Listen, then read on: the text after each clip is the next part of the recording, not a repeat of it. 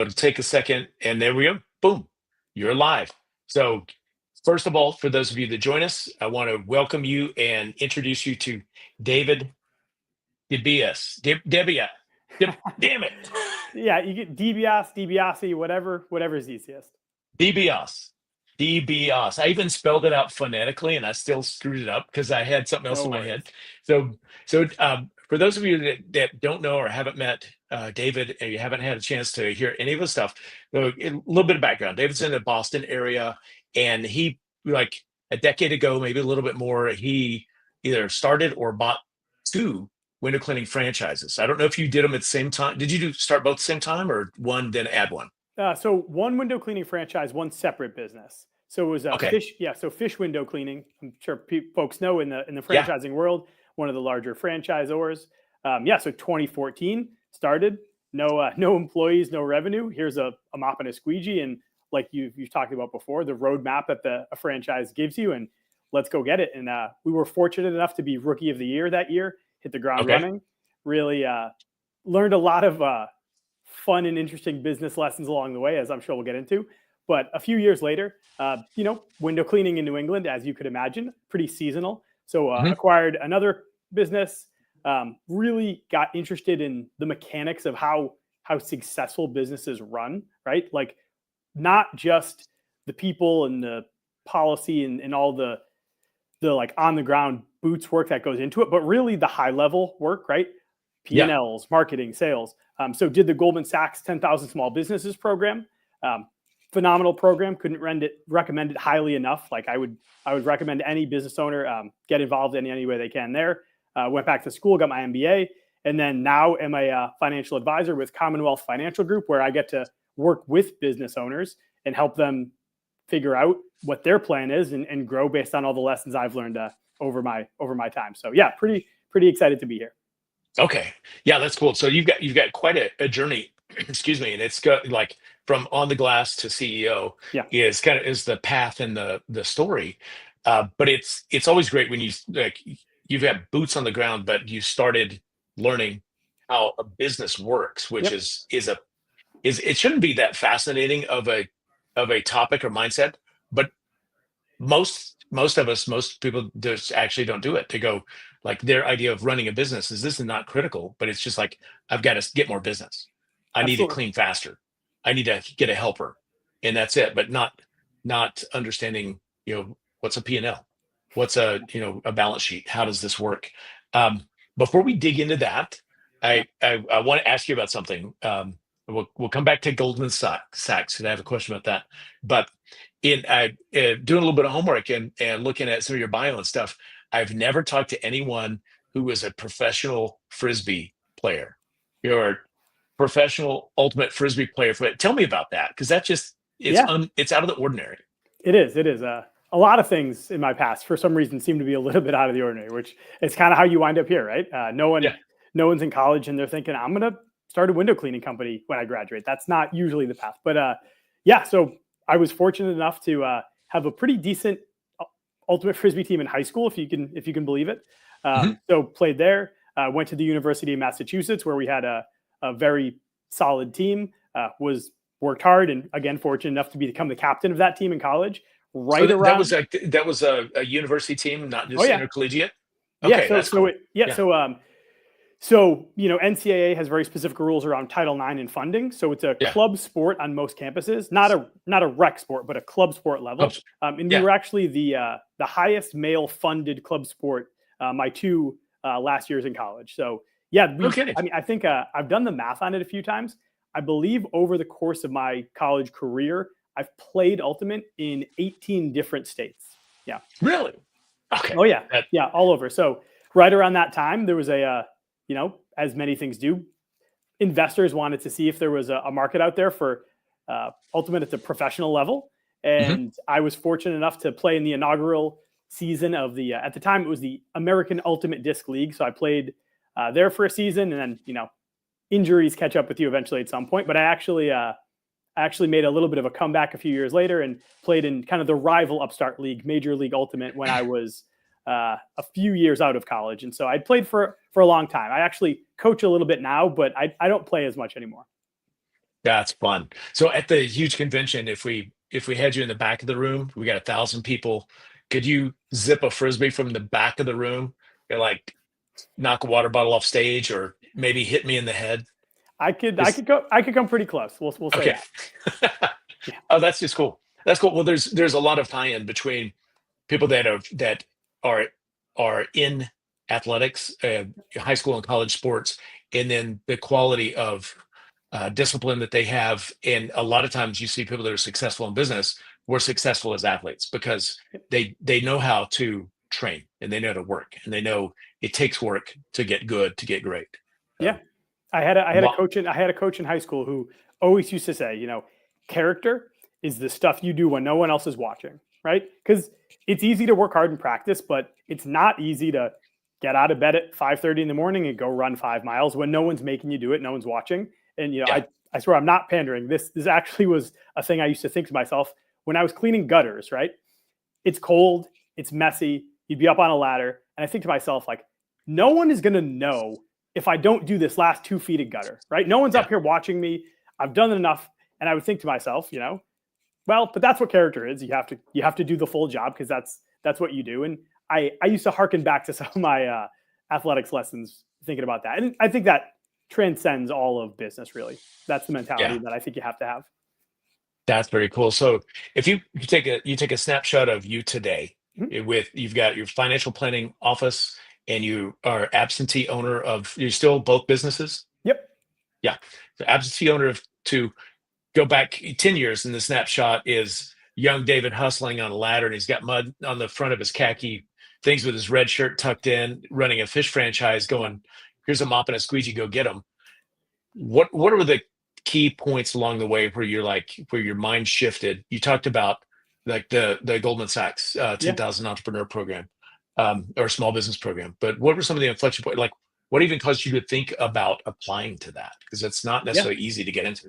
No, it's not. That's a great question. I remember being in the parking lot one time, coming back from a job, and thinking, if I'm going to work hard at whatever I do, right, whatever that is, and I'm going to work to be successful, I might as well be successful at something that can have an amazing outcome. And business ownership has that ceiling, right? Like, if you can work really hard at a lot of things, but the payoff of a successful business and being a successful business owner, I think is pretty second to none. And so I started reading. I'm sure you're familiar, as you tell a lot of people, about the E-Myth, and started reading business books and trying to understand. Actually, another fish franchisee who had done the Goldman Sachs program before me recommended it. So that was Mhm. probably pre-COVID, maybe 2018, 2019.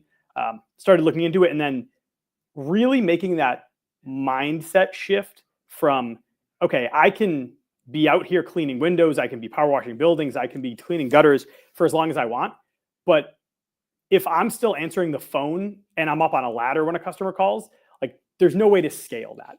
And so really it becomes, can I train people to do as good a job as me, if not better? And then you can multiply the productivity you have, tenfold. I remember the first year that we added a substantial amount of house crews to what we were doing in the summer, and we got a lot of callbacks.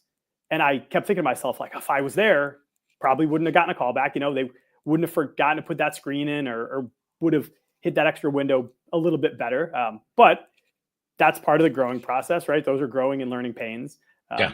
And so was able to just switch my mindset from how can I do the most production to how can I put together the team and train them in the right way, that we can really scale beyond just what one individual can do. Because I'll admit it, I'm not the fastest cleaner that'll be at the huge convention. I'm sure there are a lot better cleaners than me, but I know enough to know that 10 good cleaners are still going to be better than the best cleaner. So it's so true, and it's like, starting, on that bootstrap level as a technician.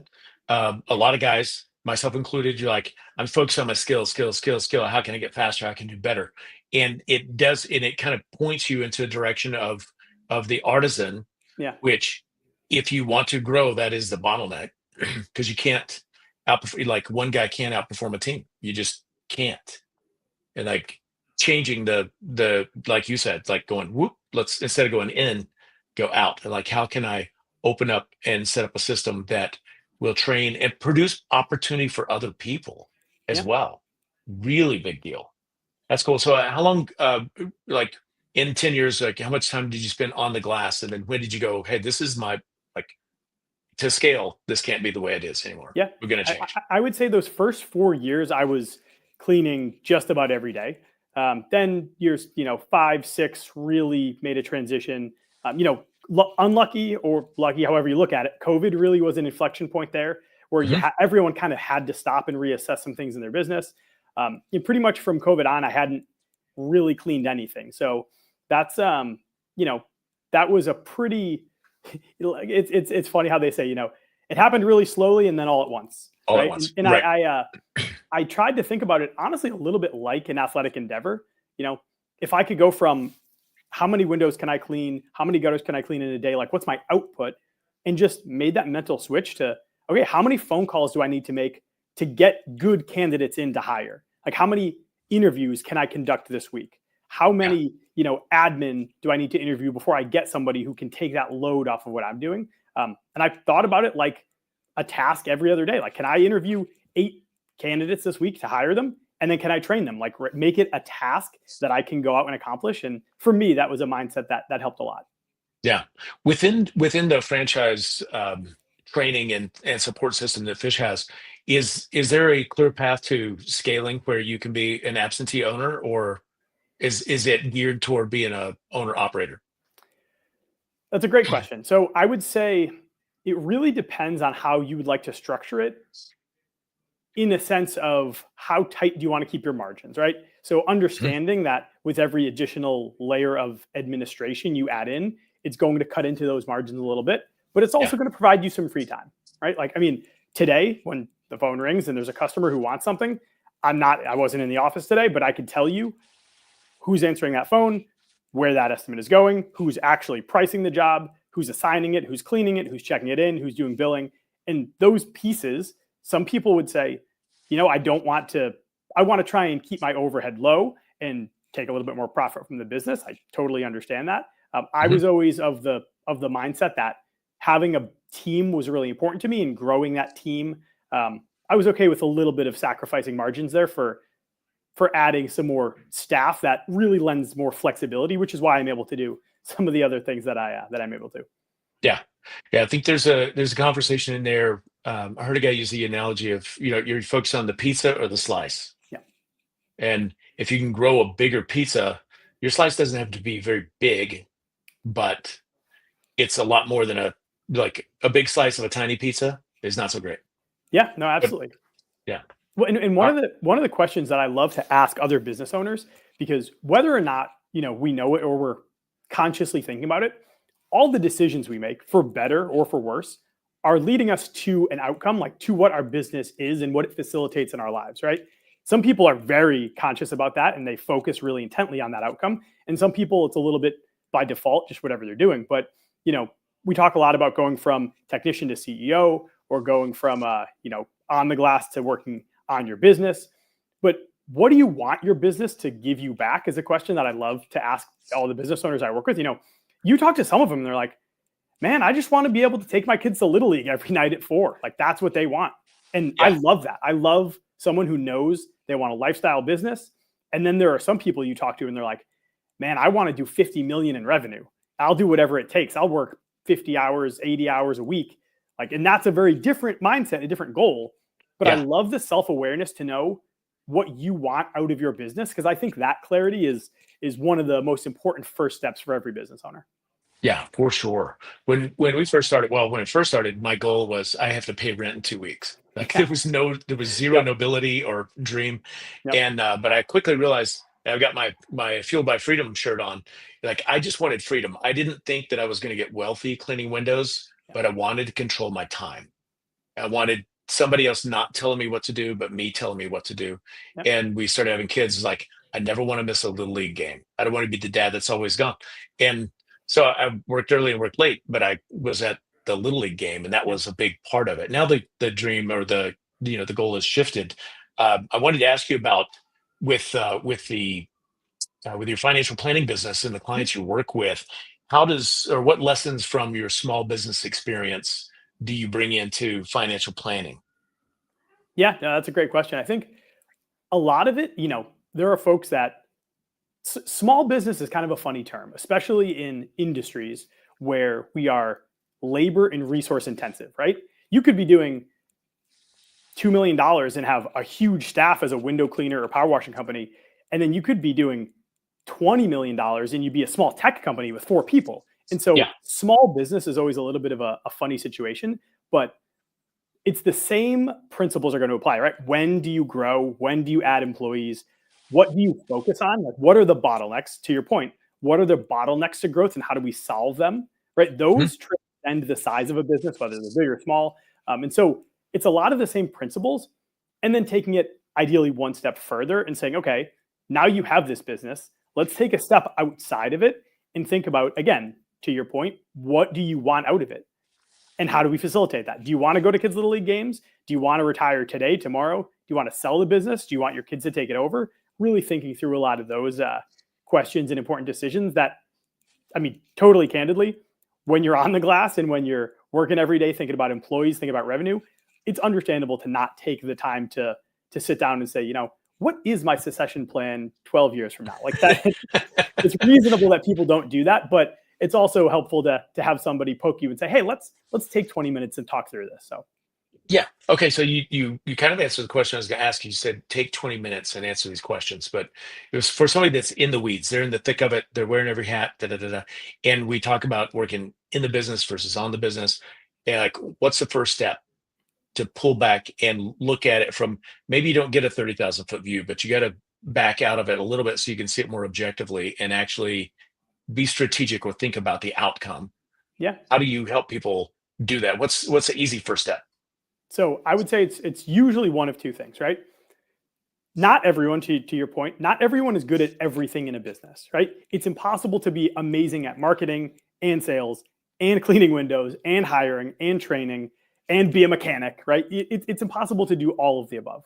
So from a purely leverage point of view, what are the things you either don't like doing or are Mhm. not good at? How can we efficiently outsource them to give you time back in your day? Like that's always number one. Business owners wear 10, 12 different hats. How can we take 1 or 2 hats off to give you time back in your day? Then once you have that time back in your day, how can we go on the offensive? It's so many business owners that are still in the grind of things go Mhm. from putting out fires to, oh God, we're back to normal. I'm happy we're back to normal. We want to stay as normal as possible till we have to put out the next fire. And you're going back and forth and you're never focusing on the offensive. Like, how do we put the pieces in place to grow and think more strategically, think more long term? So taking that time, getting it back in your calendar to be more offensive is always the first place we try and get people to. Again, and this is, this, everyone at the huge convention who's been in business for a while knows this. It doesn't happen overnight. It's just never going to. It's systematic. It takes time, but the small decisions, the right choices, back to my point, all the choices we're making today are leading us somewhere. If we start to steer them in the right direction over enough period of time, that's when we see really big changes. Yeah. Do you end up with your practice? Do you attract or do you work with a lot of small business or business owners? I do. Yeah, that's predominantly the folks that I work with are small business owners, usually more in the blue collar trades, facilities, contractors, construction workers. That type of work is what I, based on my background, tend to Yeah. do a lot of work with. Obviously do work with individuals as well, but yeah, small business owners are a group that I'm pretty passionate about working with and can relate to, which is always nice. Yeah. Did you target them specifically, or is it kind of like, and I don't want to sound like the secret or anything, but do you attract small business owners because that's the language you speak and that's what you love? Yeah, and I think it happens naturally. It's if you hear a lot of things out there where if you do everything, you don't really do anything, right? It's if I think that's true. If somebody says, "Hey, what do you do?" and you say, "Oh, well, I help everybody," that's kind of ambiguous. If Yeah. someone comes to me and says, like, "Hey, what do you do?" and I say, "Well, I work with small business owners, specifically in the trades, think through how to fund their retirement and think through succession planning for their business." Like that's a very specific, "Oh, wow, that's what you do." I know Yeah. somebody that sounds like, you should talk to that person. And so honestly, by Yeah. being really targeted and helping a very specific group, that's usually a good way to start. That's cool. Can we let me check your time. Yeah, we got plenty of time. Yeah, Can we absolutely. go back to the Goldman Sachs $10,000 small business or Yeah. 10,000 small business thing? So how long is that program? How does it work? And like what did it literally, not just what did you learn, but what did it do for you? Yeah, that's a phenomenal question. So, in a nutshell, the Goldman Sachs 10,000 Small Businesses program is a nonprofit that's run through Goldman Sachs, where if you meet certain business criteria, right, you have to have been around a certain amount of years, you have to have a certain number of employees and do a certain revenue. But if you meet that criteria, you can apply and go through the interview process. And when you're accepted, they give you what equates to tuition or a scholarship to go get your executive MBA through Babson University. Like Oh, really? that's like the easiest way to think about it. It's not Okay. actually Babson's full executive MBA program, but it's condensed for business owners in partnership with Goldman Sachs. And so there's a few different versions of it. There's like the state in school version, which are usually held through community colleges locally. So there's a great one in Rhode Island where they're all going to the same college. Your cohort is going to be all other small business owners. And every week when you go there, there's a different topic you're discussing. So rather than doing a classic business school case study where you're saying, hey, let's look at, Ford versus Chevy. They're saying, Yeah. hey, take your P&L, hand it to the person next to you, take their P&L. Now we're going to go through. And so, you're looking at, it's very real. Like, hey, let's talk about the last 4 people you hired and how it went well and how it didn't. Let's talk through that. Like, what problems are you? I'll never forget. We're sitting in one of the lectures. So I did the national program. So if you happen to live in a state where they don't have a small local cohort, they do a national program where they actually fly you into Babson. At the time, that was what they did. And I'm sitting there with a business owner from Tucson, Arizona, and they're saying, how many of you have problems with employees doing X, Y, and Z? And we're saying, okay, yeah, it sounds like us. Yeah. Saying, okay, here is when X, Y, and Z are established in the onboarding process, right? In the onboarding process, you are establishing a culture. You're setting expectations. You're introducing them to customs, rules, and regulations, to key employees in the office. And when you set those expectations very clearly on day one, and they're reinforced by the important people in your organization, now they know. So when you hire someone and they show up late to work the first 3 days, did you set the expectation clearly? And did all of your other employees show up late as well? And then they thought it was just normal. And you're shaking your head saying, oh, wow, we probably could do a little bit of a better job. And then it really starts to get the ball rolling because, when you're hearing it from other business owners dealing with the same problems every day across all businesses, that's not just, service businesses. There's Trades, every business you could imagine. I think it resonates quite a bit more. Yeah. Yeah. Okay. That's really cool. So it's actually in residence some? Yeah. So it depends like where you're located. The program looks a little different if you're in the national cohort or a local cohort, but yeah, phenomenal program. And so I went through that, was excited to take all of those lessons, come back, really implement them. I mean, really, truly focus my energy on the business, not in the business, like tactically, not cleaning, not going out and, hauling a ladder around all day, really focusing on hiring, sales, marketing. And then I think the big one that, everyone knows it, but it's hard to actually implement is systems, right?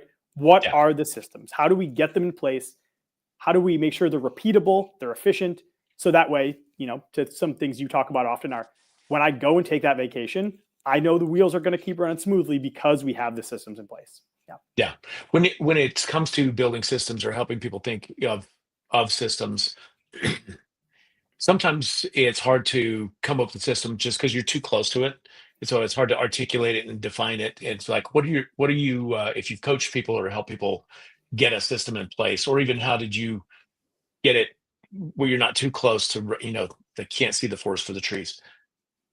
Yeah. I mean, I think I'd break that down into probably 2 categories, right? Sometimes people need, systems in a sense of they need like resources, right? So they might actually need a better app for something. They might need like better technology, like those types of systems. Yeah. But then really when it comes to more systems in terms of like processes, it doesn't have to be high tech at that point.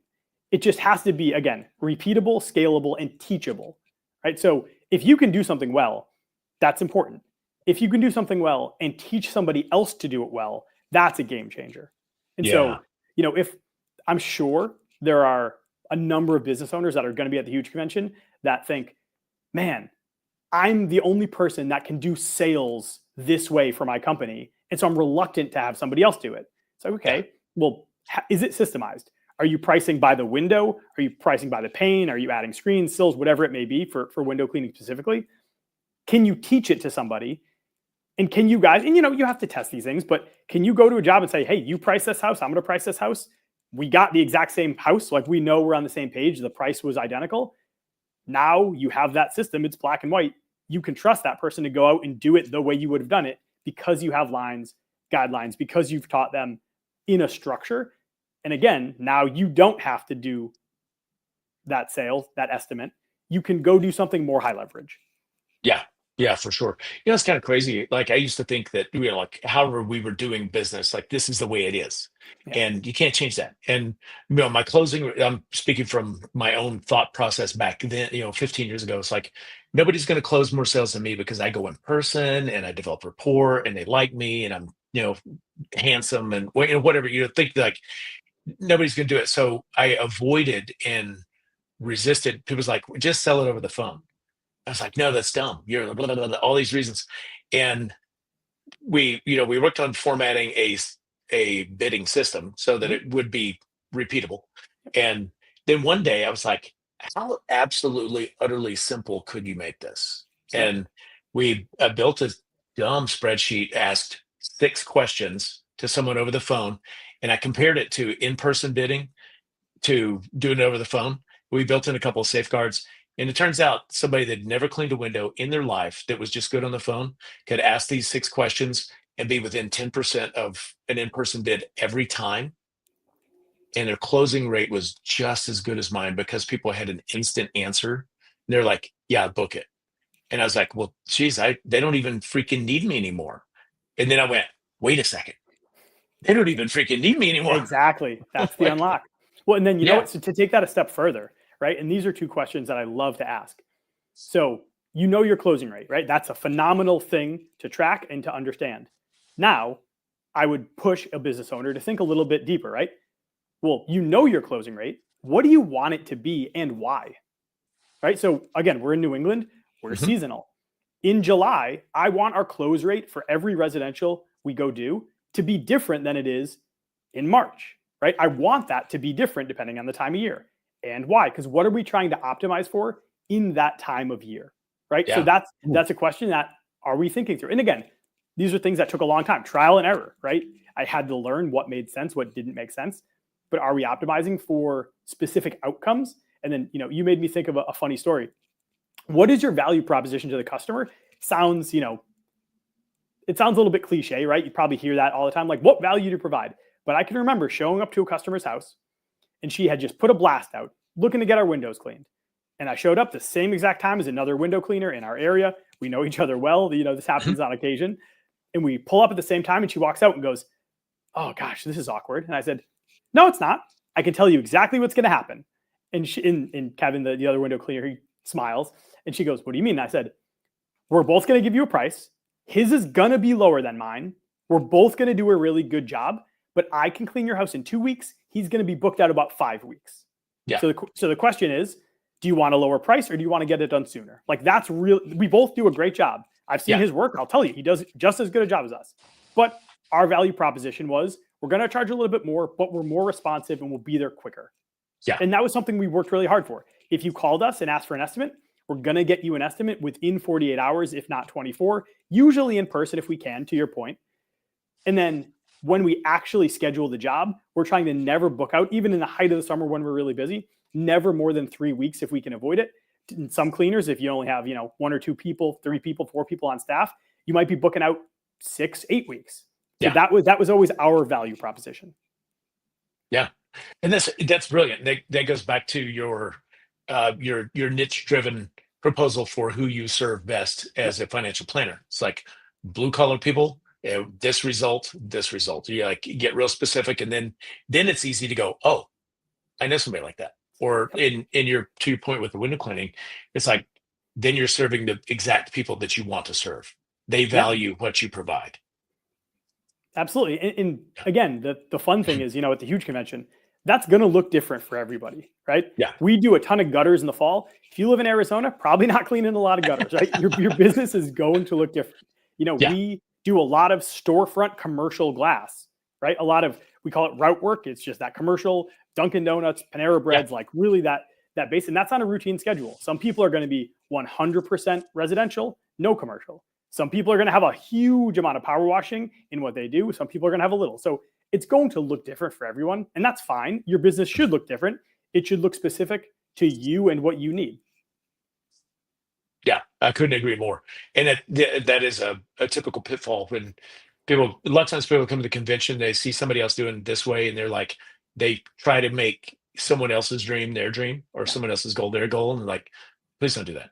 Decide what you want. And then let's optimize for that. So I have one more question for you. Oh, this goes to core philosophy. Yeah.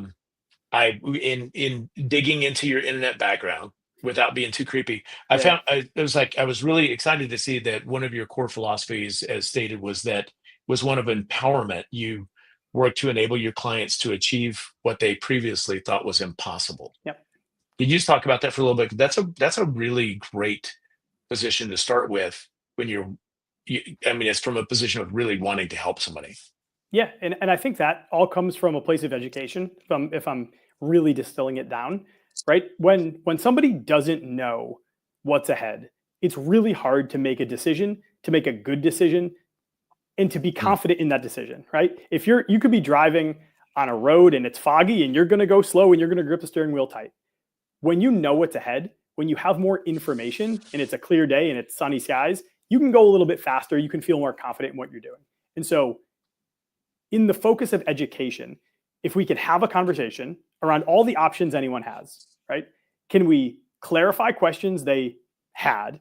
Can we touch on some topics they didn't know there were questions about, the stuff they hadn't even thought to ask, right? Yeah. Can we give them the roadmap so that way, once we're working together, once everyone is up to speed on, options, on where they are today, where they want to go in the future, because that's not always clear. People don't always know what they want the future to look like for them. Then we can start to feel confident. And once we feel confident and we have a track record and we get momentum going, that's where you feel empowered to say, I've made progress. I've taken steps. Now I can actually do that thing that, I didn't think it was possible before, but look at what we've done so far. Like I'm convincing myself a lot of the time. You know what I mean? If you hire somebody and it doesn't go well, you might think, God, hiring's not worth it. But then you have a couple really good hires and you can hire somebody else. You have a couple of jobs that you bid that you didn't think you were qualified for and you guys did a great job. You might do more of it. And so it's really getting people educated around what they need to succeed and then doing it enough where they believe it, right? It's kind of the feedback loop. Like confidence, competence are going to go back and forth, right? You're going to be confident once you're competent, but you have to try it and you have to get bad at it first to get good at it second. So, yeah. I think it's a challenge for, a lot of times when somebody's more mature, like they're older, like when I was a kid and I was learning to ride a bicycle, I didn't care if I fell 1,000 times. I was riding that bike. Now I'm in my 50s. I'm like, I don't want to look dumb and I don't want to stumble. And so learning a new skill takes a lot more humility than it used to. Absolutely. But you have to put in the reps to build the competence, to build the confidence. So I love that. Listen, as we wrap it up, I just want to mention, I would love to have you as a guest on our podcast. We have a podcast called Huge Transformations. Yep. Excuse me. And it really focuses on the growth story that business builders have, where you go through those changes and those inflections from technician to CEO. And usually, it's always a process, but before I did it, I thought it was just doing something different. Until I started doing it, I realized it was thinking something different and believing something different that just changed the outcome. So I'd love to run through that and have you as a guest and hear your story in a little bit different context. Yeah, So, absolutely. I'd be more than happy to join on and talk through all those the fun speed bumps along the way that make it all worth it. the fun speed bumps. Those make great stories later. Once They the In part of my prep for the convention, I was pulling together some slides, and I tried to find some fun old pictures, and I looked and said, "Oh, I wouldn't do that again today." And so we have a few of those gems thrown in there for the presentation. That's good. That's really good. Well, listen, David, I really appreciate your time.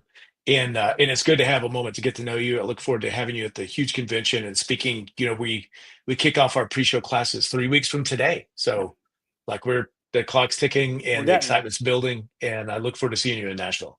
No, I'm tremendously excited, and I thank you for having me on today. 100%. All right. I'll see you in 3 weeks, and I'll have my assistant get in touch with you, and we'll work out details on the podcast. Perfect. Thank you guys so much. All right. Take care. Have a great night. You too. Bye.